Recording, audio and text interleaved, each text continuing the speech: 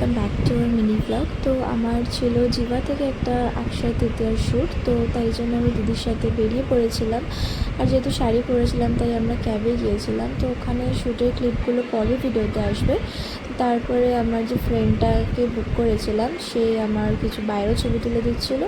আর তারপরে মেন সমস্যাটা হলো আমাদের মানে ফেরার সময় সেক্টর 5-এ ওই 6:30টার সময় আমরা না পাচ্ছি কোনো ক্যাব, না পাচ্ছি কোনো বাইক। সমানে আমরা বাইক, ক্যাব, দুটো ফোন, তিনটে ফোন যে আমরা সমানে বুক করেই গেলাম।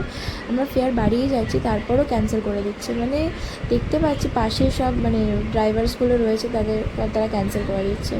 তো প্রায় 1.5 ঘন্টা ধরে দাঁড়িয়ে থাকার পর আমরা হাঁটতে হাঁটতে প্রায় আরডিবির সামনে থেকে আমরা চলে আসলাম গ্লবসিনের সামনে। মানে অবস্থা খারাপ হয়ে গেছিলো। ক্লিপটা মাথায় দেয়, আমি এটাই জানতাম ছোট থেকে। আমার মুখ দেখলে, দিদির মুখ দেখলেই বুঝতে পারবি মানে কতটা পরিমাণে কষ্ট হয়েছে। তার মধ্যে দিদি ছিল প্রচণ্ড শরীর খারাপ, তারপর আমি নিয়ে গিয়েছিলাম। তো ফাইনালি ক্যাবটা পেলাম 1.5 ঘন্টা পর। তো আজকের ব্লগটা এখানেই শেষ হচ্ছে। দেখা হচ্ছে নেক্সট মিনি ব্লগে। বাই।